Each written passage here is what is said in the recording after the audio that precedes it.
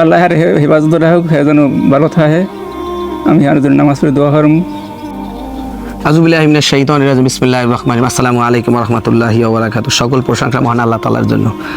আমরা যে বাড়িটায় আইছি এইটা হলে নলছিটি থানা জালকাঠি জেলা। গ্রামের নাম কি?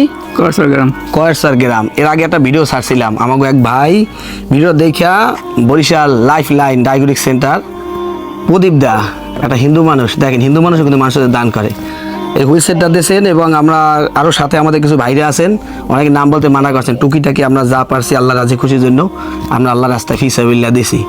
আপনাদের কাছে একটা অনুরোধ রইল, মানুষ মানুষের জন্য কিছু করতে পারে না আল্লাহর হুকুম ছাড়া। দীর্ঘ 16 বছর যাবৎ অসুস্থ। আমি কতদিন ধরে অসুস্থ? 15 বছর হয়েছে। কেমন অ্যাক্সিডেন্ট কীভাবে? টলার এই মানে সাফা খাইছে। টলায় সাফা গেছে।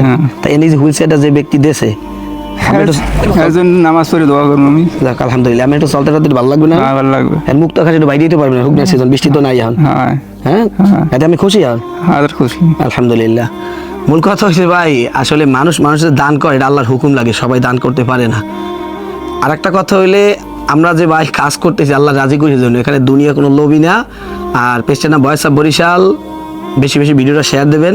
আর দ্বিতীয় কথা হয়েছে কি জানেন, ছোটো ভাই আপনার পাশে রাখেন আমাদেরকে। আর একটা কথা, পেজটা ফলো দিয়ে পাশে থাকেন। আর এইভাবে যে দান যদি কেউ করতে চান, তাইলে পরবর্তীতে ভিডিওতে যে আমরা দিমু, আমাদের বিকাশ নাম্বার দেওয়া আছে, যোগাযোগ করবেন।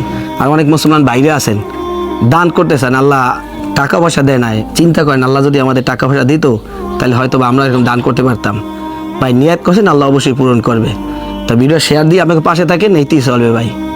তো ভালো থাকবেন। ফি আমানিল্লাহ। আসসালামু আলাইকুম রহমতুল্লাহ।